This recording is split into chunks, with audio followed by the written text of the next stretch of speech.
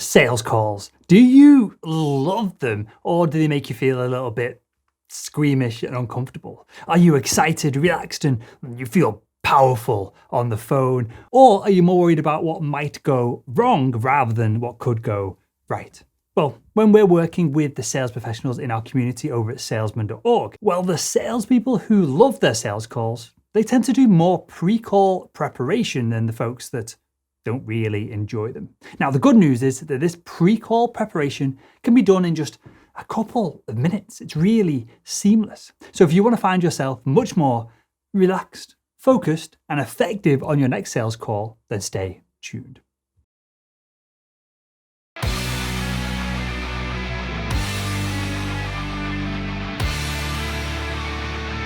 Hi, my name is Will Barron. I'm the founder of salesman.org, where we help salespeople master selling in just 42 days. Now, pre-call planning. There are 5 steps to an efficient pre-call plan, and your pre-call plan can be done in under 2 minutes. It's literally that quick, but it can dramatically change the fate of your calls.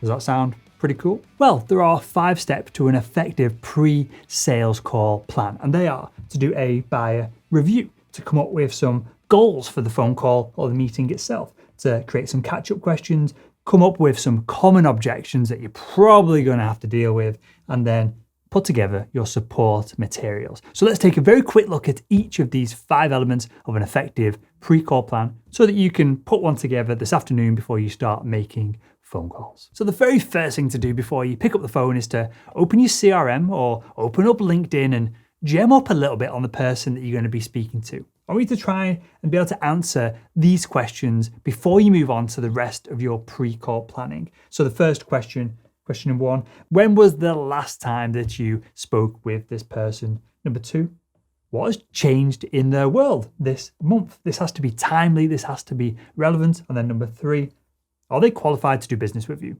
Because if they're not qualified to do business with you, maybe you shouldn't be making the call at all. Next, you should have a couple of questions in your mind to catch up everyone who's involved in this conversation to get them up to the same point in the sales process. So your catch-up questions for the beginning of your call, well, they could be 1, you're still in the market to make changes in your business. You could ask number 2, we've just made whatever change in our product. Do you think it could help solve one of your problems?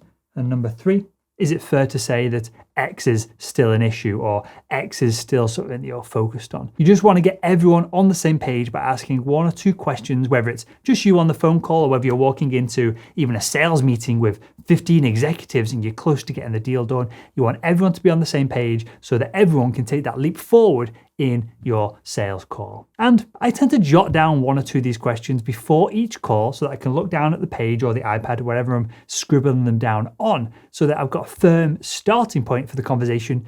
And this allows me to put my nerves, if I have any, at ease, because I know I'm going to jump on the call, I'm going to say, hey, how's it going? And then I can jump into 1 or 2 of these questions and the conversation is now flowing. Next up, we've got call goals, because, well, unless you're superhuman, and I've never seen this, you're never going to close a sale on every single phone call that you have with a buyer. But it's important to always have a goal for the call that pushes the buyer towards a close. Every interaction, every email, every phone call needs to have a goal that pushes the buyer towards a close. Now, furthermore, on this point, I like to get the buyer to agree on the goal of the call before I even pick up the phone and make it. Now, this usually happens at the end of the email that set up the phone call or at the end of the previous call that we've both been on.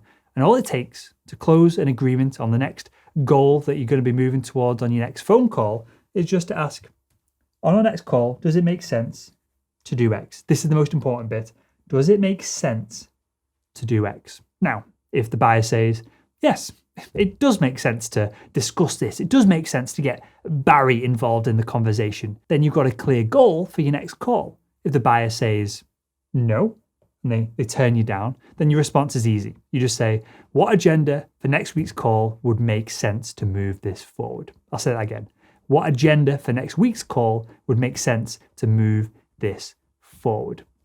When you ask a question like that, you're allowing the buyer to coach you to getting the deal done. And that's the quickest way to make it happen. Next up, one of the traits of high-performing salespeople that we've uncovered with our research over at salesman.org is that high-performing salespeople are optimists. And look, this is not rocket science. If you never think anyone's ever going to close, if you never think this is going to happen, then you're not going to make the effort to close them, which is then going to lead to less chance of someone getting closed. And this is going to go round and round and round in this vicious circle. And this is what pessimists who sell have to deal with every single day. You have no personal belief that you can get sales done, so no deals happen, which then leads to an even deeper lack of personal belief that you can get anything done. So with that said, most high-performing salespeople are optimistic about the outcomes in their selling conversations. Now, I'm optimistic as all hell, just in sales, in life in general. For whatever reason, it's how I'm wired. But I still think it's worth taking a minute before you make a call to ponder on what potential objections might come up on the phone call, the sales meeting,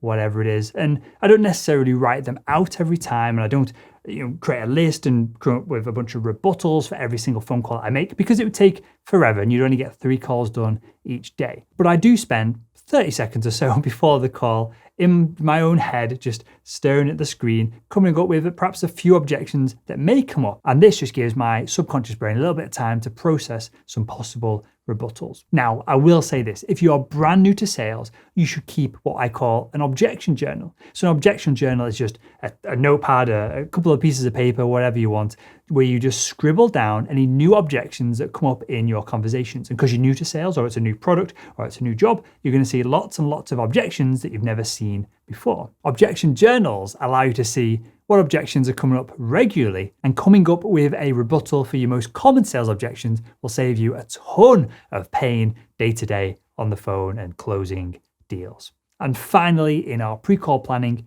I want you to put together any information or materials that could make your call run more smoothly. Again, not rocket science, but it's something that a lot of salespeople, for some reason, miss out on.